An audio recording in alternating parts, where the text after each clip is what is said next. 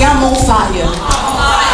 I'm on fire. Paul was on fire. And so because he's on fire for the Lord, here comes this devil to attach himself to him. Sometimes when you think you're on fire, that you're going to do everything that you need to do in a sweet old pretty way. But I'm telling you, when you're on fire for God and you have a destiny and you have a purpose, the enemy is trying to stop you from getting to your purpose. The enemy is trying to grab a hold of you and say, no, no, no, you can't get there. No, no, no, I'm going to delay you. No, no, no, I'm going to stop you. No, no, no, I'm going to prevent you. Yes. The Bible says, so this viper comes up out and grabs him on his arms, on his hand.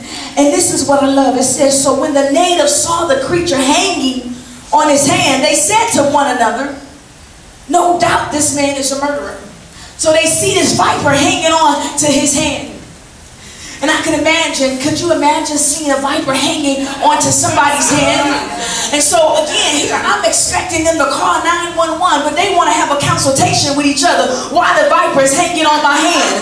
Don't worry about why the viper is hanging on my hand. Go get me some help, would you? And that's how we do. Sometimes we just so worried why stuff is on people when we won't help get it off. I mean, it said it was a lot of people there. Why don't you decide to help get it off me instead of talking about what's on me? Quit being suspicious of why this viper is on me. I know they slept with somebody last night. That's why that snake is hanging on them.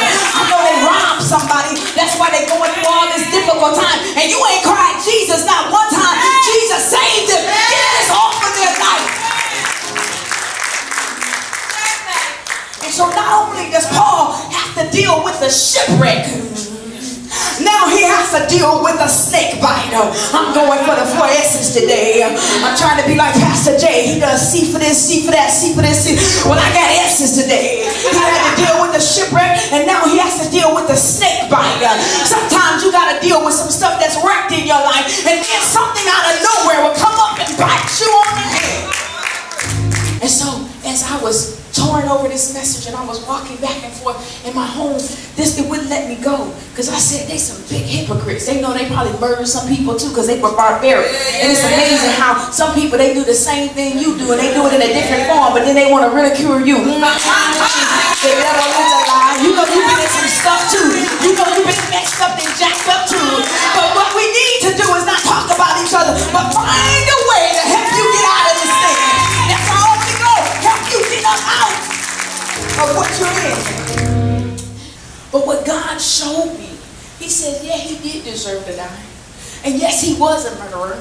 But the fact that he gave his life to me, the fact that he opened up his heart to me, what should have been his doom, I'm getting ready to bypass it. I'm getting ready to skip over it. I just come to tell somebody today that what should have taken you out because you had the sense and the audacity to lift your life up to the Lord, God is getting ready to allow you to bypass it.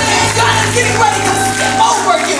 God is getting ready to say, reject, reject, reject.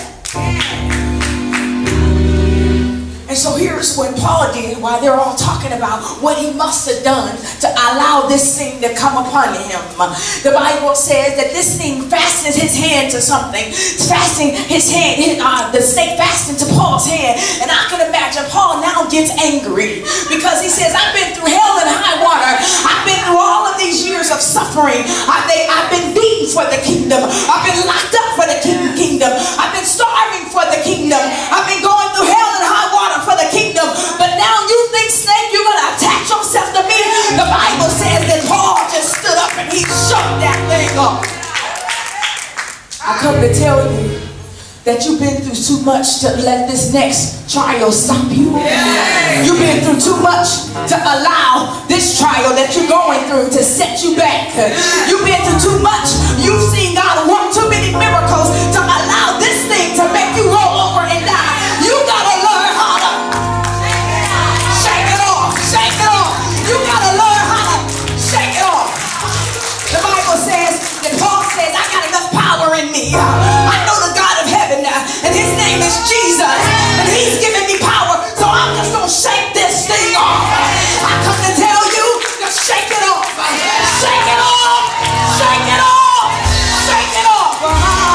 That devil is attached to you. You got to start shaking him.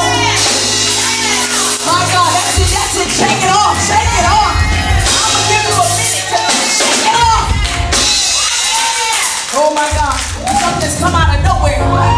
But you got to have a shake it off spirit. You got to learn how to not let stuff get to you. There's some stuff that's trying to get in your head and speak to you and tell you you're not going to make it. But I need to be able to shake that thought off. I can't let you dwell with me for another moment. I'm getting ready to shake you off. Somebody in here thinks that it's not going to work out how God said it's going to work out. You need to just shake it off. Shake it off today.